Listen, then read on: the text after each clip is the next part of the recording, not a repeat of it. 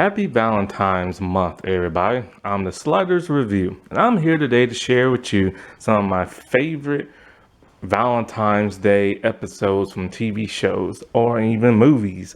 Not everything is all lovey-dovey. Sometimes Valentine's Days deal with heartache and everything. So, some episodes will be romantic and lovey-dovey, while others will be very sad and heart-wrenching and stuff. But love is love. It doesn't always come with smiles and giggles and glee.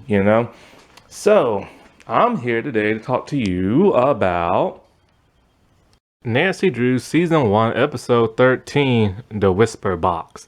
So I've decided to add this one into my Valentine's Day special videos because for the most part, even though it's not that lovey-dovey, it does show the yearning that Nancy still has for Nick after they broke up about 5 episodes ago or so. And so with me, the character of Nick does a very special thing when it comes to both Nancy and it comes to George, is that he brings out the best side in them. Because they're not the dating type, and somehow he's able to bring that out because of how caring and sincere and and just an all-around great guy, you know what I'm saying? And when him and Nancy broke up, I always wanted them to get back together, but I could see the writing on the wall. The writers wanted him and George to get together, and so they started pairing Nancy with what's her name? What's his name? I forget his name, but Oliver was his name. I can't really remember, but it was Bess's cousin. And so it was kind of weird because she just forgot all about Nick. Then all of a sudden she started having feelings for him again. And I remember in season 2 when I was reviewing an episode, it was the one where she was going through that dreamlike state, with the different attachments to her younger selves. Is she still cares for him a lot, a whole lot. And it just sucks the writers won't go there and let them two be back together because, the whole George and Nick thing, that's really cute, especially in season 2. Them two just belong together, you know what I'm saying? But Nancy and Nick, I wanted them to get back together so badly. I mean, one reason why I wanted to get back together because they was an interracial couple. He's black, she's white. And, that's very rare to see on TV, even though TV has been progressing a lot over the last couple of years. And so it's and it's also on the CW. It's kind of shocking because you rarely saw that back then. And, you see it with The Flash and stuff, and you saw it with Supergirl. But then other than that, you just really don't see it that much and stuff. And so that was really cool because, things were always just so one's own race type thing, and so it was just cool to see that. And another reason why is because when we came to Nancy, we found out a lot about how she didn't want a boyfriend, how they was friends with benefits, and then he kept pursuing her to where she just okay, because she started to open up her heart. And that's really weird for somebody like her because you don't hear her talk all lovey-dovey and stuff. Nancy's a very straightforward person who's always about solving cases and assuming people are murderers and stuff like that. And she never has time for love, so she just gets whatever she can and then moves on. And the writers make her move on in a stream a lot. Even when she's with another person, she has eyes for another person. It's kind of disturbing and stuff how they wrote her like that. And it's unflattering, to tell you the truth. And so I mean, it's realistic, but it's unflattering when that's the hero of the show, you know what I'm saying? So yeah, episode 13, The Whisper Box. They've been broken up for about since episode 7, 8 maybe, something like that. So it'd be a 7, 8, 9. So they've been broken up for about 6 episodes, and in the last 2 episodes, George has been eyeing Nick a lot, to the point where when he doesn't pay attention to her to a certain way, or when he starts to keep looking at Nancy because he misses her, it annoys her because she's ready to move on from the whole Ryan thing and move on to him. because he helped her a lot, especially when her sister was like missing and stuff. And so with George, she doesn't like letting people in at all, especially guys, because she's been screwed up God-wise since her dad left the entire family, and since she had an affair with a married man when she was a teenager.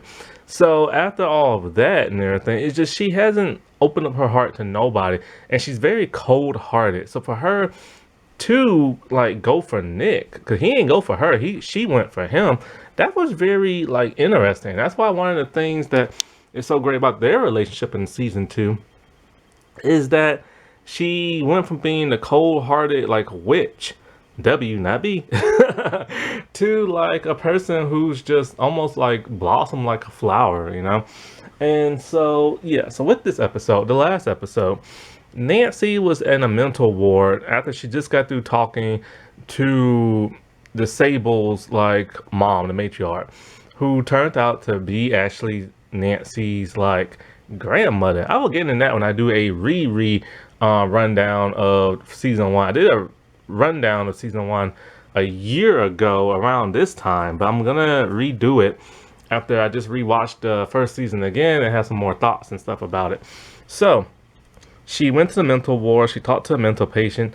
She had to get inside this one room to try to find out stuff about Lucy Sable. And the room locked her in there and put her in some type of like dream-like alternate reality state where cockroaches run around for some bizarre reason. So now we're in this one. Nick and George were at the mental place too, and they can't get her. So they're trying their best to get her out. But the door is like shut. So the dude pulled the fire alarm, the mental patient, because he said he wanted to protect them, because if they get trapped in that room, well then, you know, you can die for reals in there. Like when you die in that alternate dream state, you die in real life. And the alternate dream state, she's inside the whisper box. And so like they're now trying to find a way to save her. Nancy, what's interesting about this alternate dream state thing is that everybody in here is at their best. It's a very pleasant alternate reality, the way it makes you not want to leave. Her mother is still alive. She's still living at home. Well, she's still living at home anyway. And her mom and dad are getting along. There's no secrets and everything. Lucy Sable, I think, never died and stuff. Well, of course, now we know Lucy Sable is her real mom and stuff. But yeah, her adoptive mom, you know, who we assume was her real mom, like she's cancer, like free and everything. And so everything is like just falling into the way Nancy wanted it to happen. And so Nancy thinks she's in her actual real reality for some reason, even though her mom is alive. And so when she goes to like the claw, because she has to meet Nick for something, because the family arranged it, she meets him, and it's love at first sight. And she's giving him the look. He's giving her the look. You know, the smiling and everything. She is thrilled that, you know, she can still have him, but she still thinks she's like, you know what I'm saying, like in that like realistic like reality, until she starts to meet her friends. They are better off too. When Nick is talking to Nancy about stuff, in comes George giving Nancy a huge hug and everything, and like talking about how she missed her at college. In this reality, Nancy went to college and stuff. And so George, when she sees Nick, she's like, ugh, it's you. And he's all like, we dated once. It was brief. One little date, and that was it. And it didn't work out. Because in Nancy's mind, she knows that there's something going on between those two, and she doesn't like it. And so in her dream state, those two just can't stand each other. Then in comes Ace, just being regular Ace. And then in comes Bess. And so when this all first started happening, I started going along with it too. See, I knew she was in the dream state, but I assumed this was like a past memory she had where her mom is still alive. She meets Nick for the first time. And then George was happy to see, but I'm like, wait a minute, didn't George like was grumpy to see her and stuff? And when did she go to college? And Ace didn't know them until like she started working there. But then in comes Bess, dressed like a hipster. and everything. Why? Because Bess has decided to not pursue her family and their wealth, and has decided to live in her van, be an influencer. Which, by the way, why do online personality people now call themselves influencers? What are they supposed to influence? Tell me. What? What? Like what? How to put on makeup? How to like? I don't know. Like, what are they influencing and crap? It's like I don't get it. Like, there'll be some people who are like, I don't know. It's just like it's weird. Like, that's all they call themselves. But it's like some of the people are some of the most ratchet people ever, and they call themselves influencers and crap. And they're influencing people in a bad way. Some are doing it in good ways, and others are doing it in bad ways. I don't get it. Anyway, she's an influence now. She wants to tell people, live your life. Money isn't the key. You can live in your car and be fine. And Nancy's all kind of like, when did you start liking living in your car? So then she knows something's up. And she tells them that. She's all like, you all are all different. Like, she's like, George, you're not this like lovey-dovey and huggy. Bess, you like your parents, your family's wealth. And it's kind of like, but you're shy to be around them, but you just want to be with family. And Ace, you're just still the same. Ace, I saw the guy Ace, man. You can take him out the show and it would not change a thing. But it will change things now in the third season, because now Nancy's all in love with him and everything and stuff. Oh, these writers, I swear. And then, of course, Nick, he's liking her, which in his reality, he broke up with her. Like, he was like, look, I can't take this no more. We're done and stuff. And so, like, because she wouldn't believe him about, like, her father and stuff like that. And she put the blame on him, but won't put the blame on her father. And just, he had enough. And so she needs their help to try to find like this room, and so like so she can escape this reality. And she does end up finding the door that is supposed to help her escape her reality into the real reality. Now this is a filler episode in case you haven't noticed.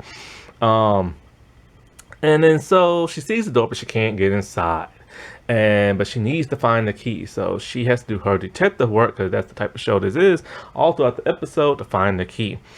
Now, as back to the real reality, George and Nick, they're pissed at the mental dude. They're all like, look, we're getting inside there and you're going to help us. No, first they all want his help. He's all like, you need my help. And so Nick is really showing some strong feelings of hate towards the mental dude, because Nancy is trapped there. It's showing that he still has strong feelings for her and stuff. Very powerful, strong feelings. The way he could rip this dude's throat out, type of strong feeling. He tells them, you want to get in there? We need some holy water from a Pacific type pastor. So Ace and Bess are on the job, and they go to the location where this pastor dude is at. This is what's really strange. I don't know if this dude's a ghost or what. When they pull up to the place, he gets into the car without them knowing it, and of course it scares Bess. Everything scares Bess. I love it when Bess is scared. And then you hear a door slam, right? So anyway, he's all mysterious. He gives them the holy water. Now the actor I recognize his voice. You don't see his face because he's in the shadows, being all mysterious, and I forgot his name. It starts with an M, but I forgot what it is. Max something. But then when he leaves, once again, he doesn't close the door. So it made me think, is he a ghost? But he gave them a bottle of holy water. Now the holy water looks like it's in a whiskey bottle. Stuff. But it's a clear holy bottle, churchy type bottle. You know what I'm saying? So they head back there. The mental dudes are like, look, we gotta pour ourselves, splash a little holy water on us. It will keep us from going inside that dream state with Nancy and everything. So they bust open the door and they get in. They try to take her out. Once they try to take her out, she's convulsing. She's having seizures. She's throwing up from the mouth and everything. So they have to put her back on the floor, back on that little weird star-looking shaped thing. Nick is even more pissed once that dude throws out. He's like, look, man, either we let her stay in this room and she dies, or we take her out the room and she dies faster. What kind of crap is that? So he's all like, she has to like go through like this journey and find this and all that. Anyway, whenever they talk to her from the outside world, these little blue cards, or no, blue envelopes, fall down with the words that they last said. So Nancy's doing her detective work. It leads her to Ryan. She's looking for the key. It leads her to the grave site. And the alternate versions of her friends are helping her. What's unique about this is that normally in a show, like this, when you're in the alternate world, they don't want you to leave, and the alternate people are pretty evil. These alternate people are sweet as sugar, but they don't want her to leave. Why? Her time is running out. The longer she stays in that room, she will die. And they know that, and they're trying to keep her there so she can die. Because they don't want her to find out the truth and everything. Every time she gets closer to finding out the truth and like the key and stuff, something happens where they want her to stay. And they literally beg for her like to stay, right? And so even to the point where Nick, alternate Nick, he starts to work his magic on her, and she's just kind of like, look, if I can't have the real thing, I'm gonna have imaginary Nick. And they just start making out. And what's interesting about that is when Nancy lays on the floor in the reality world, she's as normal can be. She doesn't move. She only moves when you try to move her out the room, and she starts like moving around. However, she's flat on the floor, so she should be still, right? Nope. She's making some awkward noises and movements with her head and stuff. They think she's dying. Nah, she's getting busy in the alternate reality. To the point where they're straddling each other, ripping each other's clothes off. They are doing each other. Back in the reality, boy, she is making some noises. So after they did that, she's happy and thrilled because she got her man back. But she's like, nah, I have to leave and everything. They're like, no, stay with us. It's better here. Like, she tells them straight up, this reality is perfect. Y'all are better people here. In the other reality, y'all don't even like me that much. Y'all lives are miserable and everything. But she knows she has to leave. And so she's in her room, and she uses the key to the door. That's not it. Something weird that goes on. You have to do something with the stars. And so when she's in her room, she's looking out at the night sky. It's clear and everything. Or there's too many stars because she's trying to find a certain star pattern. And then when she was with Nick, after doing him, the card, the what are them things called? The blue envelopes fell down with all these messages. So she knows she has to hurry up because one of them says her time is up. But here's the thing. I think it was Ace that said that. And she thinks Nick said. So she's like, oh no, I gotta hurry and get to Nick. Because she thinks Nick is really trying her best to get him out, which he is. But it's just the love she has for him. And she wants to believe that so badly. So she puts all the envelopes together, hoping they will lead to some type of pattern. It doesn't. She's talking now to her mom. And it's a very touching scene. She doesn't get to talk to her mom in flashbacks. We don't get to see her mom died of cancer or somebody she misses. This is her adoptive mom. And so she tells her, you left me that blue envelope and blah, blah. She's like, oh, wait, da-da-da. So she goes to her room, looks for the blue envelope, the real one. And it has like a star pattern, which I'm talking about the stars. So then I think something happened when her mom turns the light out and she can see like a star pattern on the ceiling, and it leads her to a certain spot. That certain spot is how she has to go home. She has one more touching moment with her mom, but of course her mom is trying to keep her there. This alternate world is trying its best to keep her there because, like, if she stays there, she gets to die and everything. But it's not enough. She has to go back to her world and everything. And when she does go back to her world, boy, she's giving Nick a huge hug and everything. And so at some point, something leads her to a woman. This woman is like a caretaker of like ancient type things. And this woman, I've already explained this one time, this woman in the Nancy Drew books, the old books, this woman is actually her nanny. And in the show, she's just some type of caretaker of ancient relics and stuff like that. Why? Because they're building up to the second season. They start doing all that relic crap. And so, this woman telling her that, after some detective work here and there, it leads them to a certain, not folder, but like a drawer that has Tiffany Hudson stuff in it. And so it's like a video. Why? Because Tiffany Hudson went to like a counselor type place. And so there's a video on it. And Tiffany is talking about, I think, Lucy Sable. What was she talking about? I think she was talking about Lucy Sable it's like haunting her or something like that. Yeah, that's it. Lucy Sable is haunting her, but she don't know why. And then in the video, we can see demonic Lucy Sable haunting her and everything. And so this is starting to make the Nancy think, okay, Ryan has something to do with this. Um, and she has to figure out like how and what like what did he have like involved to do, right? So then she goes back to the claw. She's talking to all her real friends, and she's all like, "Oh yeah, the alternate versions of y'all, and they're like, what will we like?" And she tells them like, she's like, "George, you was a hugger," and George's like, "Ugh, Ace, you was just Ace." Oh, Ace, and of course, Bess was like a hippie and stuff, but then it comes to Nick, and she just looks at him. Everybody gets that clue. They vacate. George is the last to leave, and she goes pretty slow. Right before she goes into her office, she turns around and just looks at them. George does not want to know what happened between Nick and Nancy in the alternate like world. So she goes in her office, and then Nancy's just like telling him and so as soon as she's about to go into detail telling him what happened, George stops them because she was spying on him the whole time from her office. And she's like, "Nick, like some dude's on the phone, you're the co-owner, we have to talk about this." She caught blocked them big time. Nancy noticed that too. And Nancy can realize, yeah, George has feelings for Nick. Wow. George ain't playing. When George wants a man, George wants a man. George doesn't even care that her two friends are like trying to get back together. George put a stop to that.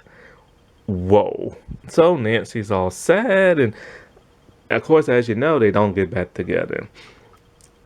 I like this episode. This episode was cool for the simple fact, even though it was a filler and it was a pointless episode, it was just supposed to show the love that Nancy still has for him, because sometimes the writers do not write her out very good when it comes to that kind of stuff, and it just makes her look kind of tacky and stuff, and kind of like just bopping around from one man to another. Even when like if she was with Nick, she was having eyes for Bess's cousin and everything, and that's so ratchety and stuff.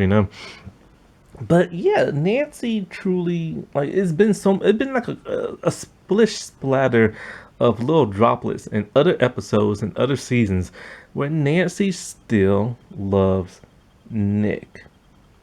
Like she cannot truly get over him, but now they're pushing the whole Ace and Nancy thing, which is so stupid for shipping. It's only because literally the fans really wanted it. Because see, it all started off as a stupid joke in season 1, where the writers wrote that she was making out with Ace. Ever since that one episode, fans have been asking, why aren't these two together? Get these two together. Like all on YouTube, get these people two together. And now they're doing it. Why? They have no chemistry. He is dull and boring. Seriously, he is. Cause like, okay, when he was in the car with Bess and the pastor dude showed up, Bess had the crap scared at her. He's just nonchalant, just like looking, not even caring that this dude has appeared and disappeared in the car. And it's just like he didn't sell it, you know what I'm saying? And that's like a wrestling term. Selling it means like when you get hit, you're supposed to react in a way that makes it look like oh, you're so hurt and everything. Like this person really took a whooping out of you and stuff, and not the daylights out of you. So he didn't sell it, you know what I'm saying? And it's just like, I don't want them two together at all. But yeah, man, I just miss them two together. Like the way they used to look at each other, the way they used to hang out. But they wrote George and Nick more lovey-dovey because they knew fans would probably be pissed about that. But if they could trick the fans and make them think they're lovey-dovey, then all is good in the Nancy Drew hood. Now, wasn't that romantic? Or depressing, depending on what kind of video I just talked about. Okay, well, happy Valentine's Day, everybody. And bye.